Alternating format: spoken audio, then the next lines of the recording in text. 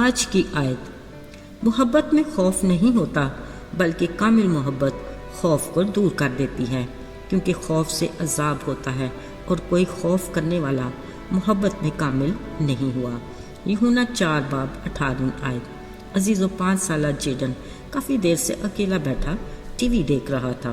ایک پل میں میری سوچ میں آیا، آخر یہ بچہ بڑے سکون سے کیسی مووی دیکھ رہا ہوگا، پر دوسرے ہی لمحے میں نے اس احمقانہ خیال کو جھٹک دیا۔ ظاہری بات ہے اس کے والدین نے ٹی وی آن کیا ہے، یقیناً مووی اچھی ہی ہوگی، مگر میری سوچ پھر وہیں پلٹ گئی۔ ہوا یہ کہ جب بھی مووی میں کوئی میوزک کا سین آتا تو ایسی خوفناک آواز سنائی دیتی کہ ایک پل کے لیے جی دہل جاتا۔ پتہ چلا یہ کوئی ہارر مووی ہے۔ عزیزو، یہ ایک جیڈن کی بات نہیں، بچوں کا ایسی ڈرونی موویز دیکھنا ہر دوسرے گھر کی کہانی ہے۔ بچے تو بچے، ہم بڑے بھی اکثر لوگ ایسی ہی موویز دیکھنے کے شوقین ہوتے ہیں، جو غیر صحت مندانہ عمل ہے۔ یہ احساس ایسا خطرناک ہے جو دل و دماغ پر حاوی ہو جاتا ہے کہ اکثر انسان خواب میں بھی ڈر اور خوف محسوس کرتا ہے۔ اصل میں یہ خوف کسی صدمے، غیر حقیقی توقعات، سخت اصول پسند ماحول یا کبھی موروثی رجحان کا نتیجہ بھی ہوتا ہے۔ عزیزو، خوف کا احساس کوئی معمولی بات نہیں کہ درگزر کیا جائے۔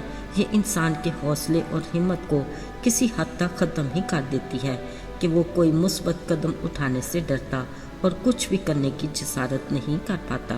اگرچہ خالق خدا نے انسان کو مضبوط اعصاب کا مالک بنایا ہے، مگر خوف کا عنصر اسے ایسا کمزور بنا دیتا ہے کہ وہ خطرات مول لینے سے گریز کرتا ہے، اور اپنے ہر معاملے میں وہ خود سے کوئی محفوظ راستہ تلاش کرتا اور ہر بات شارٹ کٹ کو ترجیح دیتا ہے۔ عزیزو، یاد رہے، خوف ہمارے ازلی دشمن ابلیس کا ہمارے لیے ایک ایسا جال ہے جس سے نہ وہ ہمیں نکلنے کا موقع دیتا ہے اور نہ ہمیں خدا کے ارادے کے مطابق کچھ بننے دیتا ہے۔ لیکن ہمیں ہمت نہیں ہارنی چاہیے، بلکہ خدا پر ایمان اور اس کی محبت کے ہتھیاروں کے باعث اس خوف کا مقابلہ کرنا چاہیے۔ کلام مقدس میں لکھا ہے، محبت میں خوف نہیں ہوتا، بلکہ کامل محبت خوف کو دور کر دیتی ہے۔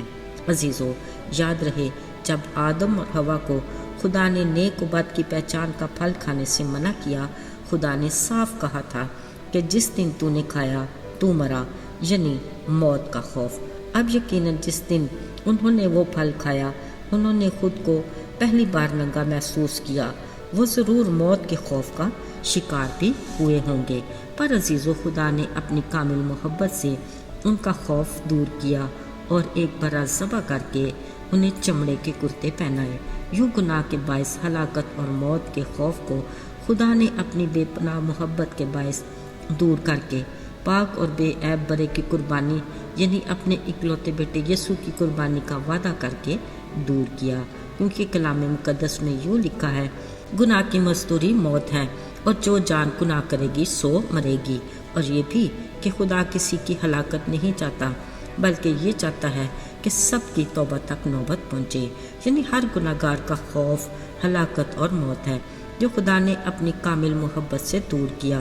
عزیزو، ذرا سوچئے، ہمیں کس قدر آسمانی باپ کے شکر گزار ہونا چاہیے کہ اس نے اپنے بڑے فضل سے ہمارے گناہ کے ڈر اور خوف کو دور کر کے ہمیں اپنے فرزند بنایا اور حق کی راہ پر گامزن کر کے ہمیشہ کی زندگی کا وارث بھی بنایا۔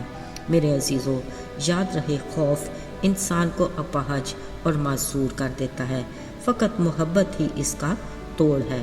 ہمیں بھی خدا پر ایمان، یقین اور بھروسہ رکھتے محبت کے ہتھیار سے گناہ کے خوف کا مقابلہ کرنا ہے۔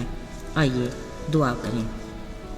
پاک آسمانی باپ، آج ایک بار پھر ہم بڑی عاجزی سے تیرے حضور میں حاضر ہیں اور اس بات کا اقرار کرتے ہیں کہ جب ہم گناہ گار ہی تھے تو نے ہم پر اپنی محبت کی خوبی ظاہر کر کے اپنے اکلوتے بیٹے کو ہمیں بخش دیا، تاکہ جو کوئی اس پر ایمان لائے ہلاک نہ ہو بلکہ ہمیشہ کی زندگی پائے۔